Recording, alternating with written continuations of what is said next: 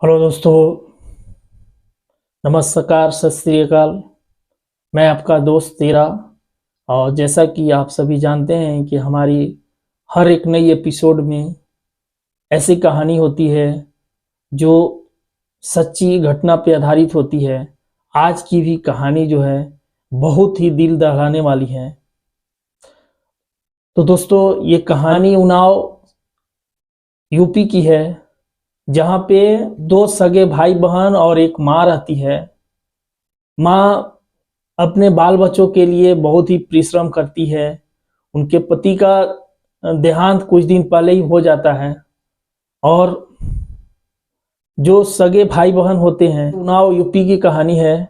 और वहाँ पे जो एक माँ, अपनी माँ जो शशि सिंह, जो अपनी बेटी की शादी के लिए कैटरिंग के भी काम करती है और महिला सखी का भी काम करती है। और वो एक सपना सजाती है कि हमारी बेटी आगे चलकर अपनी घर गृहस्थी बसाए और वे अपनी गृहस्थी को आगे बढ़ाकर हमारी नाम तथा अपने समाज को भी नाम आगे करे। लेकिन उसे क्या पता था कि उसकी हत्यारा, उसकी जो सगी बेटी है वही उसकी हत्यारा बन जा सकती है। तो दोस्तों, ये सच्ची घटना यूपी उन्नाव की है, जहाँ पे दो भाई बहन और एक माँ रहती है। दोस्तों, दोनों में वो लोगों की भाई बहन है तो दोनों साथ साथ रहना, खाना पीना तो होता ही है। ऐसा तो नहीं है कि भाई बहन एक दूसरे से दूर रहते हैं। लेकिन इनकी भनक किसी को नहीं थी कि इनकी जो ये दोस्ती है वो प्यार में बदल गए हैं और आपस में ये लोग का रिलेशन बन रहा है। माँ बहुत मेहनत करती है और बेटी की हाथ पीला करने के लिए वो इसकी तैयारी शुरू कर देती है, क्योंकि बेटी की उम्र जो है वो 21 साल, लगभग 20 साल हो जाता है। भाई जो है वो भी कानपुर में एक होटल में काम करता है। जैसे ही लड़की को मालूम पड़ता है कि माँ मेरी शादी के लिए लड़का ढूंढ रहा है, और तो ये खबर जो है अपने भाई को बताती है।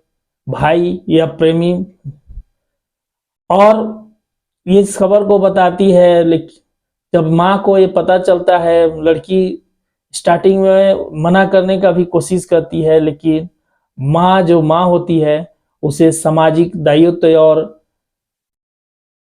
अपनी इज्जत का ख्याल करते हुए वो बात नहीं मानने को कोशिश करती है। और वो उस लड़की को वो गोदभराई की रस्में पूरा कर देती है। उसके पास के ही एक गांव में उस लड़की का मनोज नाम के लड़का से रिश्ता पक्का कर देती है।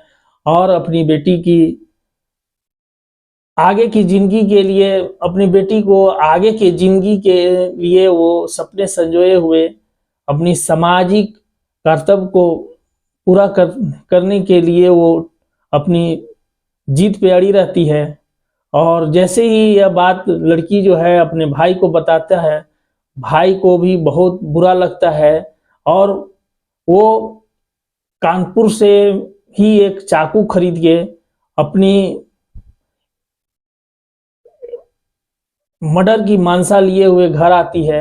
और ये दोनों में जो भाई बहन होते हैं, इन लोग दोनों में आपसी प्लानिंग हो जाती है कि अगर हमारी माँ अगर बात नहीं मान रही है तो इसे रास्ते से हटाना होगा। और वह कानपुर से आता है, वहीं पे एक चाकू खरीदता है, धारदार हथियार, अच्छा चाकू खरीदता है और घर आता है। घर आने के बाद उस दिन वो चिकन घर लाता है और चिकन बनवाता है, और अच्छा से सभी लोग खाते हैं, अपना माँ को भी खिलाता है। लेकिन माँ को ये उम्मीद नहीं था कि हमारे साथ जो हमारे सगी बाल बच्चे ही हमारे ऐसे करतूत कर बैठेंगे। और रात होते ही इन लोग प्लान के मुताबिक अपनी माँ पे हमला कर देते हैं। और चाकू गोद गोद के उसकी पूरा हत्या कर देते हैं।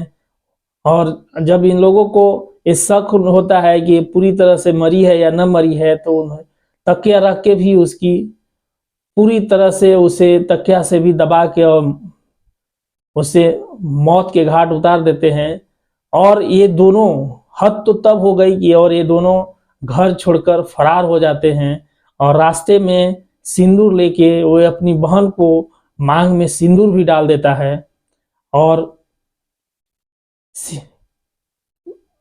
रास्ते में इसलिए कि रास्ते में लोग जो है इसे शक न करे कि कहाँ भाग रहे हैं और कैसे भाग रहे हैं। और जब पुलिस को ये सुबह में जब ये घटना होती है तो घर में के लोग जब देखते हैं कि घर में कोई नहीं है, दरवाजा खुला हुआ है, तो आसपास के लोग इकट्ठा होते हैं। और जब ये देखते हैं तो घटना का अंजाम ऐसा होता है, तो उन्होंने नज़दीकी पुलिस को इन्फॉर्म करते हैं। जब पुलिस आती है तो छानबीन करती है तो इसके लड़का को फोन लगाते हैं, लड़का फोन रिसीव नहीं करता है। पुलिस को शक कहीं ना कहीं शक होने लगता है। जब इस पुलिस जो है उसका मोबाइल लोकेशन पता करता है, तो लोकेशन के आधार पे उन लोगों को अरेस्ट किया जाता है। और जब अरेस्ट करने के बाद जब वो लोगों से पूछताछ होती है, दोनों पकड़ा जाता है रास्ते में ही, क्योंकि वो उन दोनों दिल्ली जाने का फिराक में थे। और पकड़ने के बाद जब सख्ती से पूछताछ होता है तो वो लोगों ने अपनी गुनाह कबूल कर लेते हैं। तो दोस्तों फिर इसके बाद दोनों को पुलिस से जेल भेज देती है। लेकिन ये निर्मम और ऐसी हत्या समाज में के लिए बहुत ही कलंकित है। और दोस्तों ये कहानी सुनाने के हमारे मात्र उद्देश्य है कि आप जहां भी रहें, जैसे भी रहें, सतर्क रहें, सावधान रहें। और इस चीज को हमेशा आप ध्यान रखें। जय हिंद, जय भारत।